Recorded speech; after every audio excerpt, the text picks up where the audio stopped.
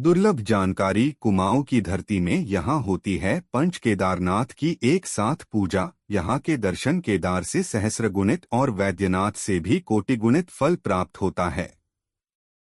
भगवान केदारनाथ जी की महिमा अपरंपार है। उत्तराखंड की धरती में श्री केदारनाथ के अलावा केदारनाथ जी की लीला यहाँ की भूमि में अनेक भूभाग में पूजनीय है। यहाँ यह बताते चलें कि केदारनाथ जी के दर्शन पाताल में भी होते हैं। अयोध्या के राजा त्रतुपर्ण सौभाग्यशाली राजा हुए, जिन्हें पाताल भुवनेश्वर के भीतर केदारमंडल के दर्शन हुए। शेषनाग जी की कृपा से केदारमंडल के पाताल भुवनेश्वर में दर्शन कर राजा ऋतुपर्ण कृतार्थ हुए थे। पुराण पुरुषं विष्णु प्रणभ्य स पुनः पुनः शेष नागागुनो राजा यमो केदारमंडलम स ददर्शाय केदारं शेषनागेन दर्शितम तथैव च महाध्वानम यमो शिवपुरण प्रति। 434 से 435 मानसखंड 103 अध्याय। यहाँ उन्होंने केदारनाथ के पास भक्त राजा केदार के भी दर्शन किए। संपूज्य तत्र केदारं। पाताल भुवनेश्वर महात्म्य में केदारमंडल का जिक्र बड़े ही श्रद्धा भाव से आता है। पाताल भुवनेश्वर महिमा का जिक्र पुराणों में भूतल के सबसे पवित्र क्षेत्र के रूप में आता है। भुवनेश्वर का पूजन कर अश्वमेघ से 1000 गुना फल प्राप्त होता है। भारतवर्ष के खंडों में जो अनेक शिवलिंग हैं, वे सब पाताल भुवनेश्वर के समीप विद्यमान हैं। यहाँ के दर्शन केदार से सहस्रगुणित और वैद्यनाथ से भी कोटिगुणित फल प्राप्त होता है। सहस्रगुणितम पुण्य केदारन मुनिसत्तमा है। वैद्यनाथ कोटिगुण कैलास दृशं फलम। स्कंद पुराण मानसखंड अध्याय 103। भूमंडल के इस सर्वप्रधान क्षेत्र में बद्री व केदार दोनों के ही दर्शन होते हैं। भगवान शिव की लीला अवर्णनीय है, उसका वर्णन नहीं किया जा सकता है। बाबा केदारनाथ जी की महिमा के प्रसंग में संक्षिप्त रूप से प्रस्तुत है पाताल भुवनेश्वर गुफा का वर्णन। इस संसार में जब जब भी भुवनेश्वर नाथ जी की कथा प्रसारित होगी तब तब भुवनेश्वर भक्ता राजा ऋतुपर्ण याद किए जाते रहेंगे। महर्षि भृगु के अनुसार पाताल भुवनेश्वर क्षेत्र सब क्षेत्रों में प्रमुख हैं। पाताल भुवनेशस्य क्षेत्रमेतत् प्रतिष्ठितम् सर्वेभ्यः क्षेत्रमुख्येभ्यः क्षेत्रमेतद् विशिष्यते। श्लोक 6 भुवनेश्वर महात्म्य मानसखंड। इस क्षेत्र के दर्शन का सौभाग्य पुराणों के अनुसार सर्वप्रथम राजा ऋतुपर्ण को प्राप्त हुआ। सूर्यवंशी राजाओं में ऋतुपर्ण 50वें राजा थे। ये श्री रामचंद्र जी के वंशज, महान धर्मात्मा राजा सुदास के दादा, सर्वकाम के पिता, सिंधुदीप के पौत्र राजा अयुतायुस के पुत्र थे। इनका चरित्र सुनने व पढ़ने वाला व्यक्ति इस लोक में कीर्ति पाकर शिवलोक प्राप्त करते हैं। कलियुग में तो इसका श्रवण समस्त पापों से छुटकारा दिलाने वाला है। स्वयं महर्षि व्यास जी कहते हैं, ऋतुपर्णस्य राजर्षयः कीर्तन कलिनाशन। पाताल भुवनेश्वर की कथा के सार में कहा जाता है, भगवान श्री भुवनेश्वर की पूर्ण श्रद्धा भाव से पूजा आराधना करने से बड़े बड़े ऋषिमुनि, त्यागी तपस्वी, यक्ष, गंधर्व तथा देवतागण तो धन्य हुए ही थे। अनेकानेक राजा महाराजा भी भुवनेश्वर की कृपा से मुक्तिधाम के अधिकारी बन गए। पौराणिक ग्रंथों में उक्त सभी के त्याग, तप, भक्ति तथा मुक्ति के अनेक प्रसंग आते हैं। ऐसा ही एक प्रसंग महाराजा नल को लेकर आता है। कथा प्रसंग के अनुसार राजस्थान स्थित पुष्कर नरेश नल चौपड़ खेलने के अत्यधिक शौकीन थे। वह अयोध्या नरेश तथा भगवान श्री रामचंद्र के वंशज ऋतुपर्ण के साथ अक्सर चौपड़ खेला करते थे। दोनों के बीच गहरे आत्मीय संबंध थे। व्यक्तिगत समस्याओं के साथ साथ राजकाज के मामलों में भी दोनों परस्पर विचार मंथन कर एक दूसरे को सहयोग करते थे। कहा जाता है कि एक बार राजा नल ने अपने राज्य में चौपड़ के खेल का विशाल आयोजन कराया, जिसमें देश भर के बड़े बड़े राजाओं ने हिस्सा लिया। परंतु अपने राज्य के कार्यों में व्यस्तता के कारण राजा ऋतुपर्ण इस आयोजन में भाग नहीं ले सके। चौपड़ के इस खेल में राजा नल अपनी अकूत धन संपत्ति के पश्चात सारा राजपाट भी हार गए। इतना ही नहीं, अंत में वह अपनी प्रिय पत्नी रानी दमयंती को तक हार गए। अपनी इस शर्मनाक हार से राजा नल को अत्यधिक आत्मग्लानि हुई।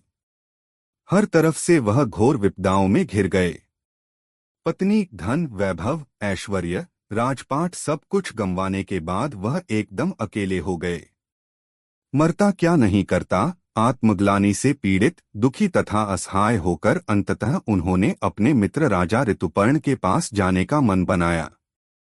फिर क्या था, वह महाराज ऋतुपर्ण के पास पहुंचे और अपनी व्यथा का वृतांत सुनाते हुए निवेदन किया, हे राजन, मुझे हिमालय के सघन वनों में ले चलिए, जहां मुझे आत्मिक शांति प्राप्त हो सके। ऐसे घनघोर वन में छोड़ आइए जहां रानी दमयंती भी मुझे न ढूंढ सके और मैं अपने पाप का प्रायश्चित कर सकूं। इसके बाद राजा ऋतुपर्ण राजा नल को रथ में बिठाकर हिमालय की ओर चल पड़े। कहा जाता है कि चलते चलते जब वे दारुका वन क्षेत्र में पहुंचे तो भरी दोपहरी में उन्हें एक अलौकिक हिरन दिखाई दिया। उन्होंने सैनिकों को हिरन घेरने का आदेश देते हुए कहा कि जिसकी ओर से हिरन भाग निकलेगा उसे मृत्युदंड दिया जाएगा। संयोगवश हिरन राजा की ओर से ही भाग निकला। लाचार राजा ने सैनिकों के साथ हिरन का पीछा किया।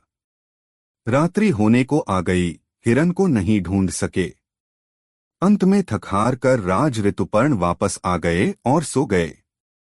स्वप्न में वही हिरन अद्भुत आभा के साथ प्रकट हुआ और बोला, हे राजन, मेरा पीछा करना छोड़ दो, मैं कोई मामूली हिरन नहीं हूँ। एकाएक राजा चेतन हो गए और बोले, आप जो भी हैं मुझे दर्शन देकर कृतार्थ करें। मैं सूर्यवंशी हूँ, अन्यथा मैं अपने प्राण त्याग दूंगा। तब उनके कानों में दिव्य स्वर गूंजे, हे राजन, यदि आप मुझ तक पहुंचना चाहते हो तो सर्वप्रथम इस क्षेत्र के क्षेत्रपाल की आराधना करो, वही मुझ तक पहुंचने का मार्ग बता सकते हैं। प्रातःकाल होते ही राजा ऋतुपर्ण ने सैनिकों को वापस भेज दिया और राजा नल के साथ क्षेत्रपाल की आराधना आरंभ कर दी। 6 माह की घोर तपस्या के बाद क्षेत्रपाल प्रकट हुए और प्रसन्न होकर बोले, इस घनघोर वन में एक अलौकिक गुफा है जहां भगवान शिव 33 कोटि देवी देवताओं सहित विराजमान हैं। स्वयं शेषनाग वहां के रक्षक हैं। हे राजन, जिस अद्भुत हिरन को आपने देखा वह स्वयं भगवान शंकर थे। मैं आप दोनों को शेषनाग तक पहुंचा देता हूं। वह मनुष्य देहधारी को गुफा के भीतर प्रवेश नहीं करने देते हैं। आपको सर्वप्रथम वहां विनयपूर्वक शेषनाग की अनुमति लेनी होगी। हालांकि पुराणों में हिरन के स्थान पर जंगली सुअर का वर्णन है और राजा ऋतुपर्ण को ही गुफा खोज की प्राथमिकता दी गई है, लेकिन दंत कथाओं में राजा नल व ऋतुपर्णा दोनों का ही प्रसंग कहा जाता है। बहरहाल कथाओं के सार के अनुसार ऋतुपर्ण के साथ राजा नल ने गुफा के भीतर प्रवेश किया। शेषनाग के सम्मुख पहुंचाकर क्षेत्रपाल अंतर्ध्यान हो गए। शिव सेवा में तल्लीन शेषनाग से राजा ऋतुपर्ण व राजा नल ने प्रार्थना की, किंतु शेषनाग ने जरा भी ध्यान नहीं दिया। तब दोनों राजाओं ने शेषनाग की आराधना की। कई दिनों की निराहार निर्जल भक्ति के बाद भगवान शेषनाग प्रसन्न हुए और दोनों राजाओं को दिव्य चक्षु प्रदान करने के साथ ही अपने फन में बिठाकर पूरे पाताल लोक का भ्रमण कराया और चारों धामों सहित चारों युगों तथा भगवान भुवनेश्वर के दर्शन कराए और अंत में राजा ऋतुपर्ण को यशकीर्ति युगों युगों तक अमर रहने का वरदान दिया तथा राजा नल को अपार संपत्ति तथा राज्य पुनः वापस मिलने का वरदान देकर विदा किया। शेषनाग ने यह भी कहा कि यह रहस्य सदैव गोपनीय रहे। इसके भंग होने की स्थिति में तत्काल तुम्हारी मृत्यु हो जाएगी। दोनों राजा प्रसन्नचित्त वापस अपने राज्य में चले आए। सच्ची मित्रता के लिए किए गए त्याग से राजा ऋतुपर्ण व राजा नल अपने राज्य को एक कल्याणकारी व खुशहाल राज्य बनाने में मगन हो गए। दिव्य चक्षुओं से युक्त होने के कारण वह अक्सर चमत्कारिक क्रियाकलाप कर दिया करते थे जो महारानी के लिए अत्यधिक अचंभित करने वाली घटनाएं थीं। नित्य प्रति असंभव को संभव कर देने वाली क्रियाओं से रानी इस रहस्य को लेकर हमेशा सोचती रहती थी। इतने लंबे समय तक राजा कहाँ खा रहे, यह चमत्कारिक सिद्धि कैसे प्राप्त की, यह अकूत धन संपत्ति कहाँ से आई, इस तरह के न जाने कितने ही प्रश्न उसके मनमस्तिष्क में कौंधते रहते थे। कई बार रानी ने जानने की कोशिश की परंतु राजा सदैव टालते रहे। राजा ने रानी को सिर्फ इतना बताया कि रहस्य उजागर करने की स्थिति में तत्काल मेरी मृत्यु हो जाएगी। रानी इसे एक परिहास समझती रही। एक दिन रानी रहस्य जानने को बहुत अधिक हट कर बैठी। अंततः राजा को रानी के समक्ष झुकना ही पड़ा। उन्होंने संपूर्ण वृतांत सुना दिया। इसी के साथ राजा नल के प्राण उड़ गए। रानी को अपनी जिद पर बड़ा पछतावा हुआ। राजा की अंतिम क्रियादि कर्म के पश्चात वह अपने पुत्र आशुतोष के साथ उस स्थान की खोज में निकल पड़ी। महीनों की खोज के बाद आखिर रानी दमयंती श्री पाताल भुवनेश्वर की इस अलौकिक गुफा तक पहुंच गईं। देवदार के घने वन में कंटीली झाड़ियों से घिरे इस गुफा के भीतर रानी किसी तरह प्रवेश कर गई और यहाँ की दिव्य आभा से आनंदित हो उठी। पाताल के दुर्गम व दुर्जयी मार्ग होने से रानी यहाँ अधिक समय तक नहीं ठहर सकीं और भगवान भुवनेश्वर को कोटि कोटि नमन कर राजधानी वापस लौट आई।